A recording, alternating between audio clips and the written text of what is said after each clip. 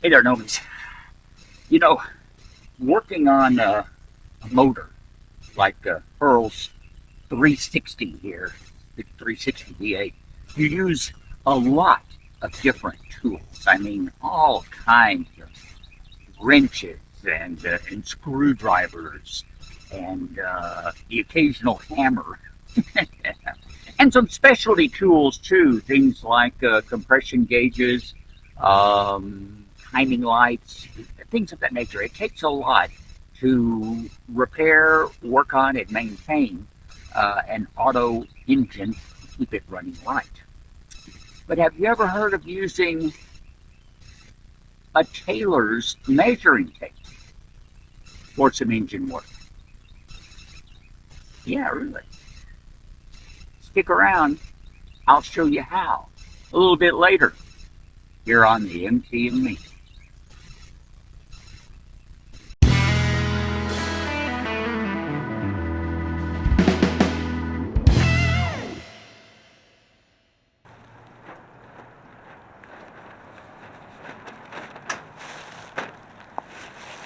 Hey, my gnomes.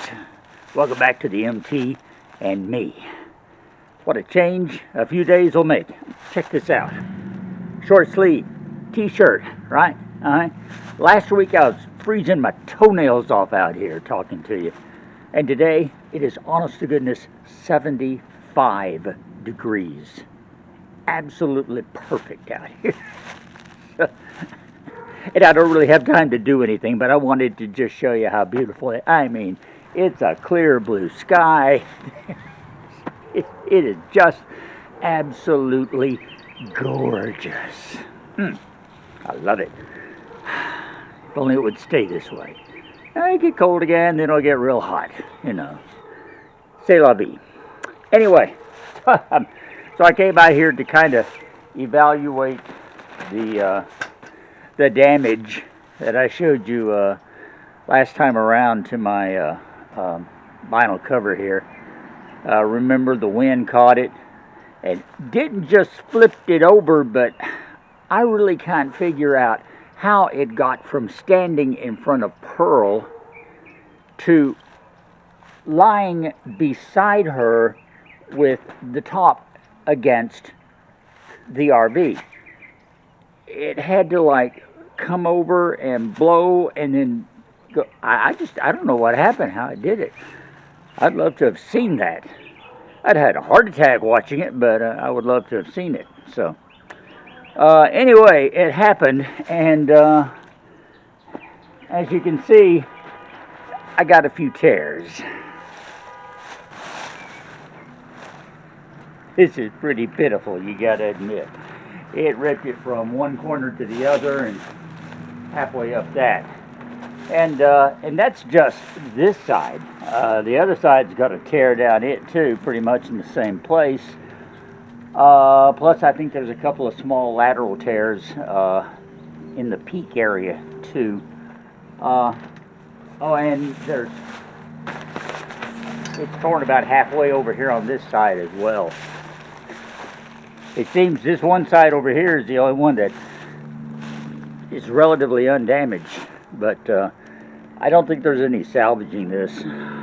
Now, as near as I can tell, the frame is in excellent condition. So I did a little quick checking. I can get another cover, I guess is what you'd call this, another topper, anywhere from, well, from $20 on up. You can pay as much as you want, but I figure 20, 25 bucks, maybe 30, I should be able to get a pretty good one. I'd like to get something a little heavier than this so it'll hold up better, especially if I'm going to spend the money on it.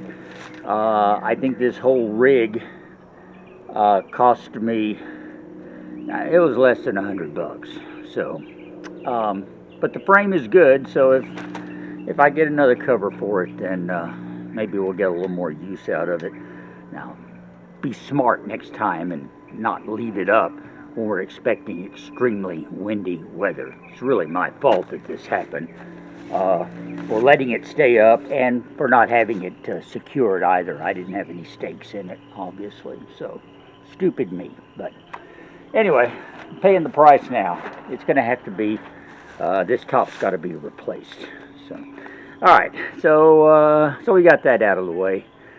There's one more thing. I want to take you inside Pearl with me and talk about it. It's coming back to something we were discussing a few weeks ago concerning the cab over. Since we have had some pretty rough weather here, along with the cold temps and the wind, there's been a couple of days of pretty heavy rainfall. So I want to see what condition that wood is now, just to see if I do have any leaks still around the front of the cab over area, and if so, what we need to do about it. So why don't you come on inside Pearl with me and we'll check that out, okay?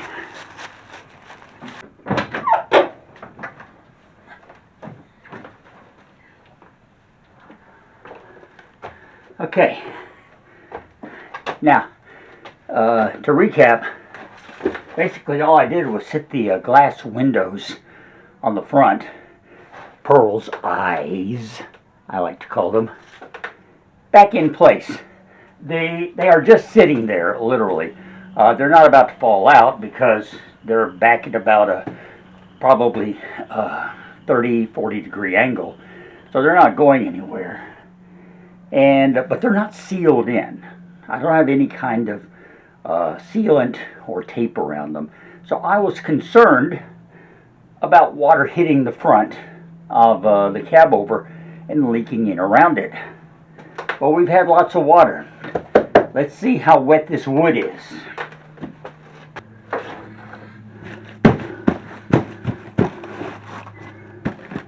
I would say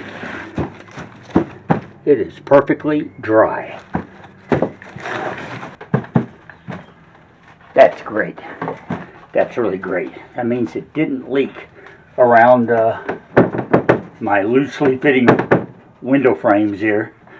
And it's giving this wood a chance to dry out completely.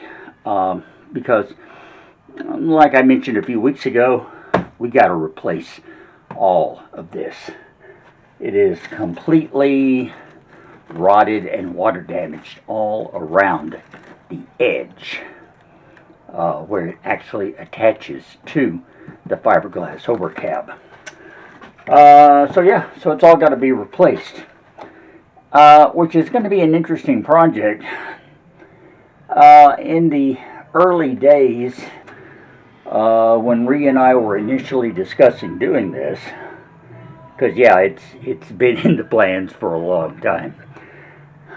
We were talking about the idea of taking the overcab completely off, so that we could fix the decking here, and then set the cab back on it and fasten it to it. I am kind of assuming that that's the way it was built. I don't know for sure. They may have built the wooden base and then attached the overcab to it and then put the whole assembly onto Pearl. I'm really not sure, because this does sit on top of the metal cab over section.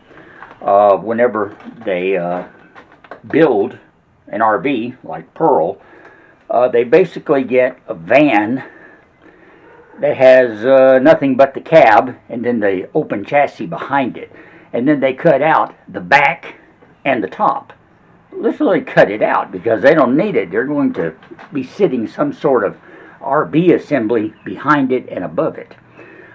So whether they built this assembly all at once and then set it in place once they got the framing there, obviously, or whether they put the framing up and maybe even did a certain amount of work on the actual body of the RV, and then came in and built this, and then brought this fiberglass top in and put it in place. I don't know. I don't know what the procedure was, and frankly, we couldn't find out. And Ree is a research specialist. Research. It's in her name. And she dug and dug and dug and found all kinds of material on Mobile Traveler and how these things were built and put together and what the idea was behind them. And all that information is available on our website, themtandme.com, which you may still have a little bit of trouble getting to, but we're working on getting that straightened out. It is still there. It's still online. You may have to jump through a few hoops and go through some security protocol in order to access it. But it is there. And all the material that she found is still there, available online. It's very interesting stuff if you'll go check it out. But it will tell you everything that we know about how this beautiful RV was built. And that does not include the exact procedure for putting this overcab shell together. Me, by myself, I can't take this thing off. I can't manhandle it. I don't have the equipment to. I'm not even sure with a few other people I could figure out a safe way to do it. I haven't yet, anyway. So I'm kind of looking at maybe trying to replace it with it in place. Now, that may not be possible either. I pointed out earlier that this section, the wooden frame, is screwed to the actual cab itself. You have a bunch of serious bolts here coming up through the metal cab section into the wood all the way across the front here. There are 2, 4, 6 of them, and they're also over here on the sides attaching this part above the door firmly to it. Plus the whole assembly is then mounted on wood and secured as well. So it's not going to come off easily, but I'm quite sure it will come off with enough persuasion of one form or fashion. Getting it off, I would have to probably brace this overhead section from inside here so that it didn't sag, hold it in place, and then try replacing it here on the bottom. I'm asking you again, let me know if you think this is going to work, or if you can see a better solution, an easier way to do it. Please put it in the comments below. But I gotta tell you, I am very happy that it seems to be dry, and I'll keep checking it to hope that it stays that way and do whatever's necessary to keep it that way until such time as we actually get a plan and get to work on it. So anyway, putting the glass windows in place, I think it's a good thing. The plastic, I have them covered with plastic, and that would keep the rain out. That was pretty good.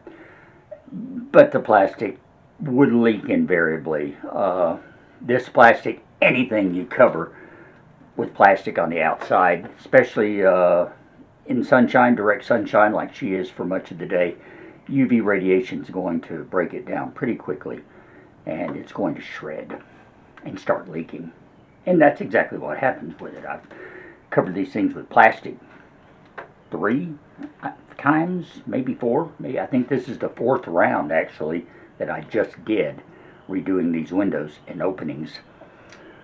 And having the glass in the front just means that this particularly vulnerable part is hopefully going to be a little better protected from the elements.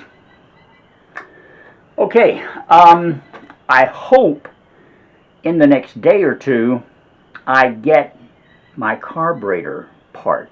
Remember the little Y-shaped brace that goes on top of the carb that holds the air filter assembly in place?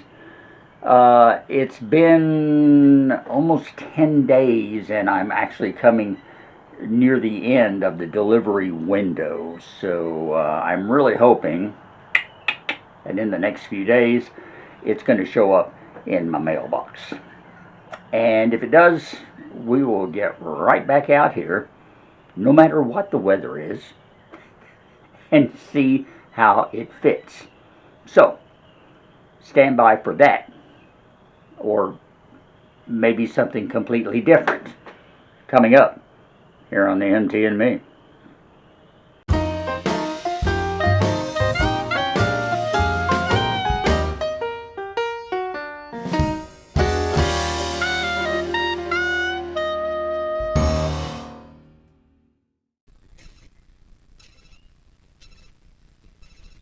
All right, so it's been a few days since then, and I'm still waiting on the part.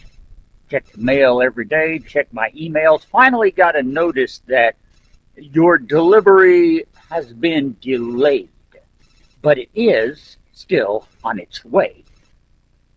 I don't know if it got stuck in a post office somewhere and is taking longer or not. But it's been, 10, 12 days now.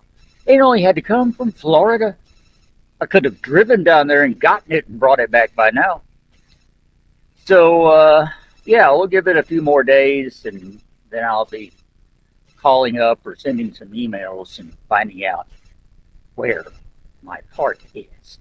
The part, of course, I'm talking about is that little Y-shaped addition for the carburetor to hold the air filter in position. I'll keep you posted. In the meantime, there is one other thing that I want to be working on here on Pearl that I've talked to you about before. And that, of course, is the fuel line. The line that connects the fuel pump right down here to the carburetor way up there. Pearl's original fuel line, of course, was solid. It's tubular steel. This end right here screws into the connection on the filter. This other end, meanwhile, found its way snaking up beside the engine over to the top to make a connection to the carburetor. That connection, of course, is gone because they snipped the line whenever they stole the carburetor. So I should note it is a different kind of connector. This screws in on the fuel filter. It's got a little flare, screws in. The other end on the carburetor will have to have a round nut that will screw inside and seal against the carburetor. So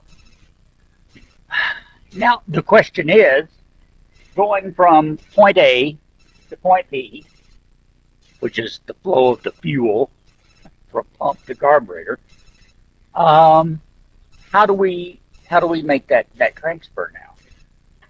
To do this, I have to take off the alternator and the mount and all kinds of other stuff so that this can be conformed to fit against the engine block. That's why it's all bent out of shape.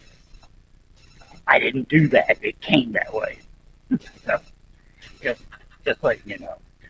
I don't want to do that. So thanks to your input from a previous video and your comments, I've pretty well decided that we're going to go with the flexible fuel line, and we're going to get some of that where's the rubber line with the flexible metal coating on the outside, which gives added durability and just looks a little nicer too. Okay, so we know what we're going to buy.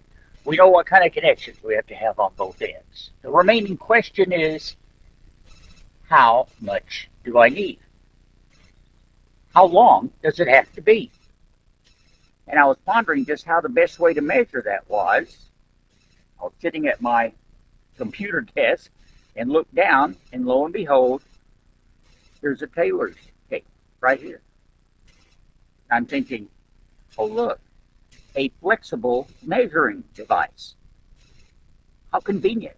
It's called a tailor's tape because tailors would always have these things hanging around their necks like that, so that they had a tape handy to take your measurement, your sleeve measurement, your shoulders, or your inseam, or whatever they need to measure. And this kept them from, they didn't have to coil it up, they just hung it around their necks and went with it. So, tailor's tape. It is 60 inches long, and gives you very accurate measurements. Even has millimeters on the other side if you want to use it. So, and it's made of fiberglass. Fiberglass. Obviously, this is a French measuring tape. Fortunately, the letters, even though they're French, are still readable. So we'll go with that. Anyway, this is the perfect perfect tool for me to get my measurements with. If we take the top, reach around here, and just where's my carburetor? There it is. Put this on the connection and just run this down the front. How loosely over everything. I mean, it hangs over the fan belt, the alternator, everything. But down to where I need to connect is about 28 or 29 inches. So, comes out to right about there. Therefore, since it's not going to hang over the front like this, I'll actually run it behind. There's plenty of room back here to just come on down and hook this up and route it behind the alternator and up to the top of the engine. So I'd say 30, 32 inches would be plenty of hose. Chances are, if it comes in standard lengths, then I'm going to be looking at a 36-inch connector. That'll work. It'll leave me a little extra, but I can always loop it on top of the engine or somewhere that it won't be in the way, so to speak. It won't have any danger of coming in contact with the fan or a fan belt or something like that. So that's what we're going to do. We'll be looking for a fuel line of 30 to 36 inches long. We know what kind of connectors we need to have on it now. So that means I can get online, do a little bit of shopping, and see what I can find.